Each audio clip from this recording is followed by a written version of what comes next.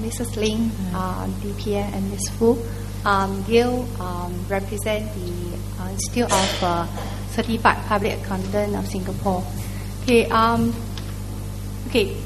I just want to share something. We'll address the three issues raised by Mrs. Ling. Whether Singapore is a nice place, I think so far, okay, with that, convenient, clean, but now getting crowded. I think start to catch up with Hong Kong.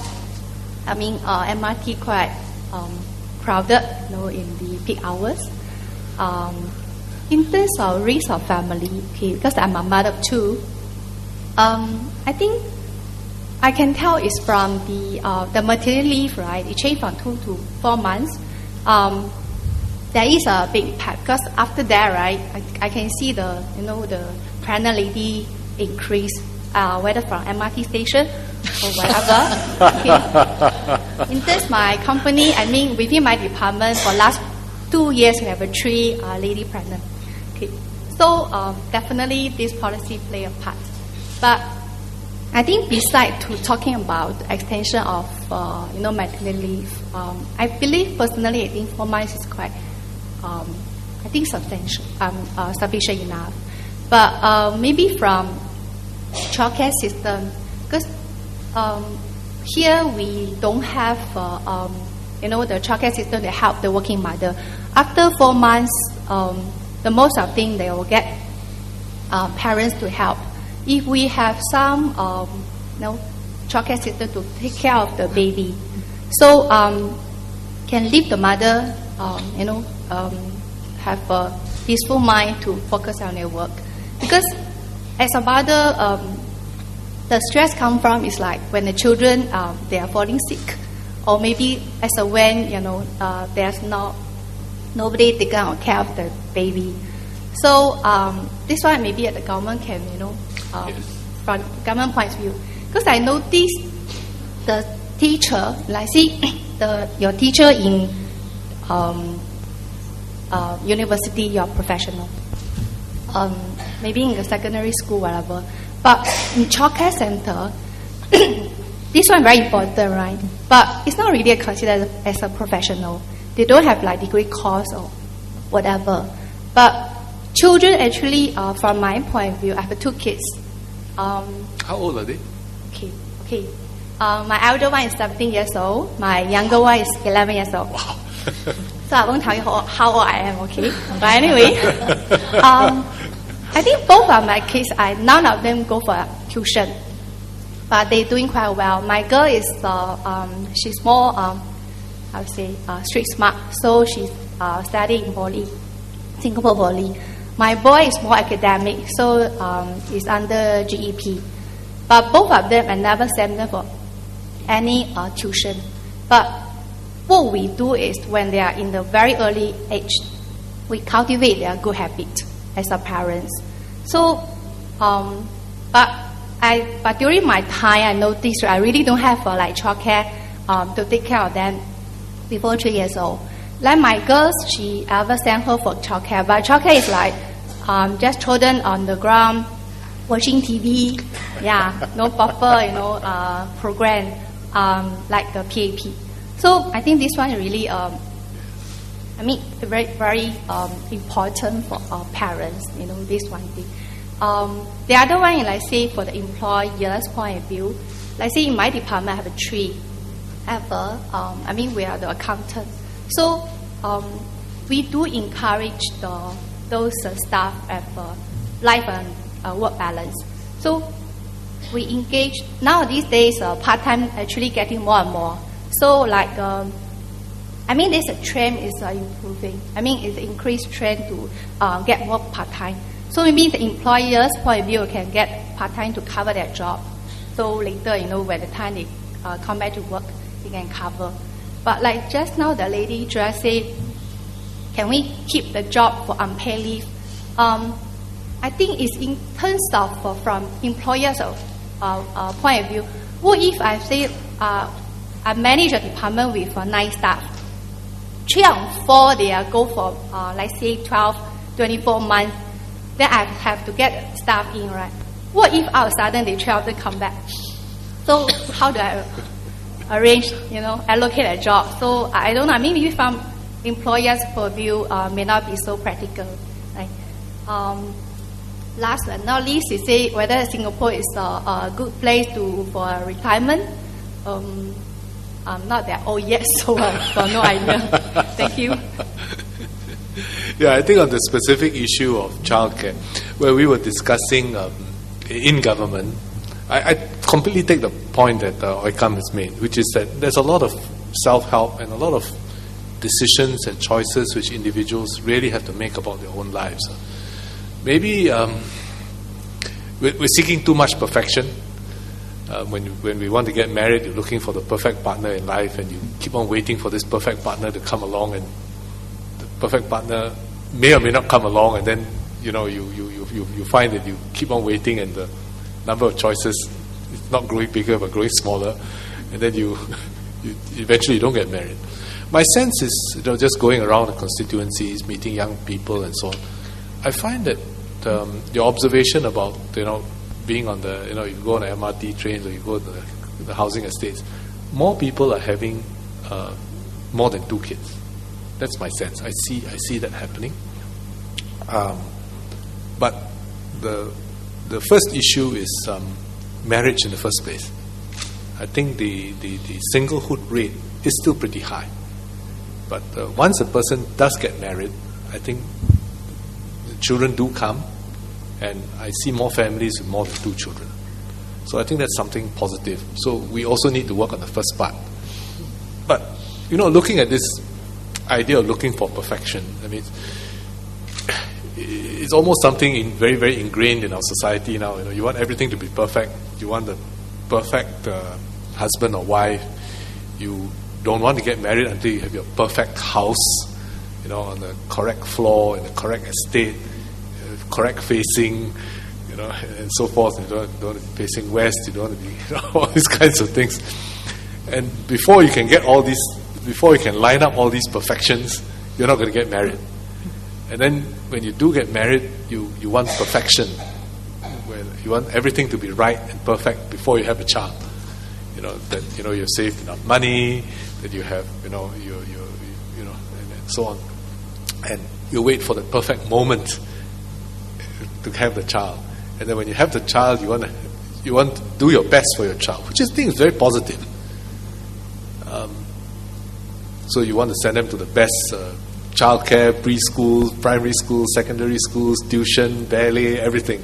So I think we are a very perfection-obsessed society, and we forget that in seeking and waiting for perfection for our children or children to be, that we end up not having any. So what has happened is that you've not only deprived, you have not, in a way, by trying to give your child everything before you have a child, you may actually have deprived your child of being there in the first place, or subsequent children of being there in the first place, because you've waited a little bit too long. So I was at about a year ago, I was at the Planned Parenthood Association. I said, maybe you should encourage Singaporeans to be a little less planned and to accept a little more, uncertainty and a little less perfection. That you don't have to wait for this perfect moment, and everything is there, all the stars and the moon and all is aligned before you get married and before you have children and so forth. And expect a little bit of messiness, and to be able to find a way of managing and coping as you go along. So I think that's maybe part of that is attitude of mind. On childcare, when we were discussing how to encourage parenthood in Singapore, baby bonus, of course, was one issue, and we thought, we ought to do that, and we did. But we knew that even with the baby bonus, there were some institutional things that needed to be done, which would help young parents, especially young working parents, to help with their child minding and child raising. So we actually are opening more childcare centres, and you're beginning to see that on the ground. the plan is really to open 200 childcare centres all over Singapore, and you can already see it on the ground. In my own division, in my own constituency, in the last 1 year, 2 new childcare centres have opened. One run by NTUC, one run by the PCF. I went to visit both of them in the last 6 months, and a lot of cute babies there. Very nice to be there. Fortunately, the babies are all nicely asleep when I went to visit. But very, very nice to see these little babies all tucked away sleeping there. I'm sure you have new childcare centres as well. You have 1, 2. So actually, those childcare centres are coming, and that certainly is one of the things that we're trying to address. Perhaps if I could just in a way run a thread through some of the common themes that have come up. I think we talk a lot about the trade-offs, essentially between career and family. I would say that that's why I asked the question: would you prefer to have been born in your mother's generation or today? And I think I appreciate that that's a really hard question to answer, because I think when you think about the opportunities on the career front, on the education front, I think most of us would rather not trade that off, because it's excellent exposure. It's you get the opportunity to meet with people of different nationalities in different circumstances, whereas our mums were basically more at home, and that's quite a different thing. Whereas when you think about the stress that our mothers feel or experience at that time, it's definitely a whole lot less, and that's maybe something that we think about. So the flip side to better opportunities is obviously that a lot of the trade-offs are actually even sharper. They are sharper. They cost us more when we decide to trade off, between career and setting up families. And I think that's really what it amounts to, making the trade-offs between career and family. I thought if we can spend maybe the next 5 to 10 minutes addressing the last question, which we didn't quite talk. Although I know most of you are a lot too young to talk about where do you want to spend your silver years, but just to complete, the whole thing, because it's a whole spectrum anyway. Maybe if we can spend the next 5 to 10 minutes hearing your views. Before then, I invite DPM to sort of just wrap up the session. Any views on this? Hi, good evening, DPM, Mrs. Steve and Ms. Fu. Okay, my name is Xiao Boi, and I'm a member of the NTUC Women's Committee. Okay, firstly, I would like to say that we are actually victims of our own success. I used to travel very extensively because I was a cabin crew before, and now I'm grounded. I was flying all over the place, all over the world for about 23 years. And I've seen a lot of places that are a lot worse off than Singapore. But of course, there are places that are better than Singapore. But overall, I think Singapore is a good place to live. And some of my friends are actually very, very, I would say, they're always full of grouses and complaints. And whenever something goes wrong, they say, ask the government. The government should have done this for us, do that for us. But I used to tell them that I think we are very pampered. Just look at the shelters, for example. Nowhere else in the world, can you find shelters that are provided linking all the blocks from block to block? Nowhere else in the world except Singapore. And I think that is good.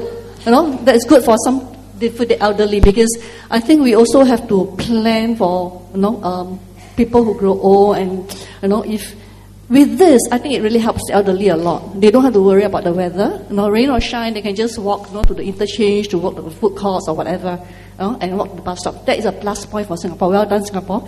And okay, the other thing is, I think there are 2 areas which I think we can improve on. All right, one is the numbering of the blocks, HDB blocks.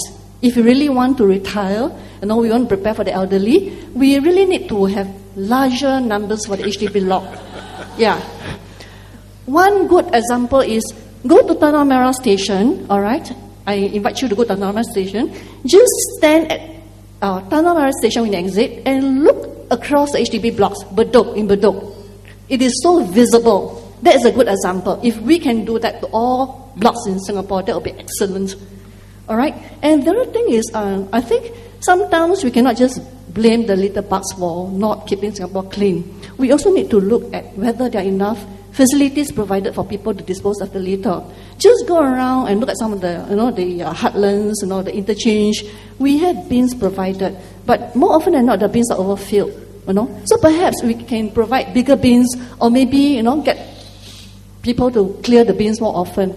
So just based on the litter that are thrown around the bins, I know that these people, Singaporeans or even the foreigners, they want to dispose of the garbage in the right place. But the bins are so overflowed that where else can they expect them to throw the garbage but just around the garbage bin? So with these suggestions, I hope this can make Singapore a better place to live. And I certainly would like to retire in Singapore, and I hope the rest in the room will feel the same too. And I also noticed that a lot of things has been mentioned which are actually targeted at people who are more successful in Singapore. But I'd like to speak for the less well-off, those who are not as fortunate as we are. I believe that most of us who are in the room today, we are those people who have achieved some level of success. Perhaps we have a lot of comforts in our life, can afford a lot of luxuries. But let us think of those who are less well off and make Singapore a better place for them as well. Thank you.